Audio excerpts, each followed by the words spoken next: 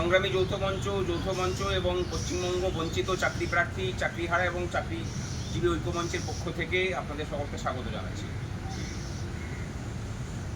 আপনারা জানেন যে দীর্ঘদিন থেকে এই রাজ্যের কর্মচারীরা, চাকরি প্রার্থীরা ঐক্যবদ্ধভাবে লড়াই করে যাচ্ছেন বিভিন্ন দাবি দাওয়া নিয়ে।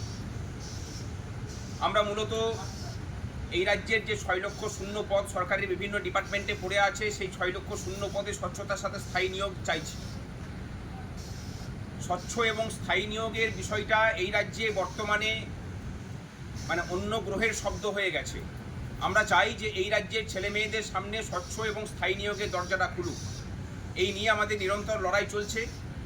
আমাদের লড়াই চলছে এই রাজ্যের সদ্য চাকরিহারা যোগ্য শিক্ষক এবং শিক্ষাকর্মীদের জন্য যে প্যানেল 2016 সালে প্রকাশিত হয়েছিল, সেই প্যানেলকে পুনর্বহাল করতে হবে।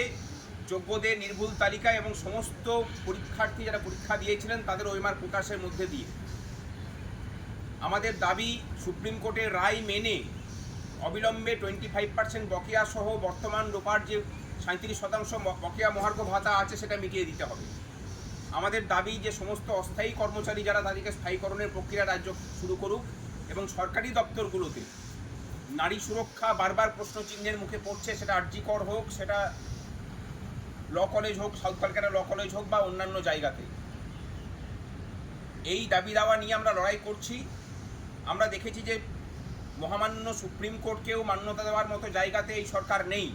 বিভিন্ন ক্ষেত্রে সুপ্রিম কোর্ট, শুধুমাত্র ডিএ বলছি না, অন্যান্য ক্ষেত্রেও সুপ্রিম কোর্ট যে রায় দিচ্ছেন তাকে উল্লঙ্ঘন করার একটা প্রবণতা আমরা বারবার করে লক্ষ্য করছি। হাইকোর্টকে তো মান্যতা দেয়ই না এরা। এই জায়গায় থেকে আমরা মনে করছি যে সর্বশক্তি নিয়ে এই রাজ্যের সমস্ত মানুষ পথে নামুক। আগামী 28 তারিখ আমরা নবান্ন চলো ডাক দিয়েছি। জমায়েত স্থান হাওড়া স্টেশন বেলা 12টার সময়। সেখান থেকে নবান্ন অভিমুখে যাওয়া হবে এবং আমরা যেটা ঠিক করেছি, আমরা যেহেতু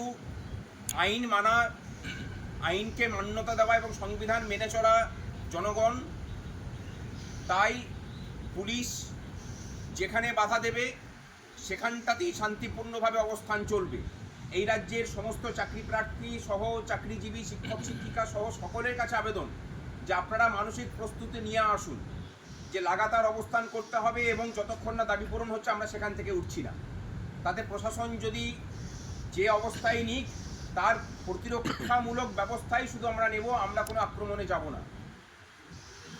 সমস্ত মঞ্চ, সমস্ত কিছু বিভেদ ভুলে আমরা সর্বশক্তি নিয়ে আগামী 28 তারিখ নামছি এবং আগামী 21 তারিখ অর্থাৎ পরশু দিন যেখানে ধর্মতলায় শহীদ দিবস পালন হবে, সেখানেই আমরা ডাক দিয়েছি এই মঞ্চে এই রাজ্যের মেধা এবং শ্রমের তর্পণ অনেক আগেই এই রাজ্য সরকার করে দিয়েছে। তাদের শহীদ দিবস উদযাপন হবে এই মঞ্চে। বহু চাকরি প্রার্থী বঞ্চনা সহ্য করতে না পেরে সুসাইড করেছেন, চাকরিহারারা সুসাইড করেছেন, বহু পেনশনার বকেয়া মহার্ঘ ভাতা না পেয়ে প্রাণত্যাগ করেছেন এবং আপামরভাবে যেটা যদি দেখা হয়, এই বাঙালির শ্রমকে সস্তা করা হয়েছে।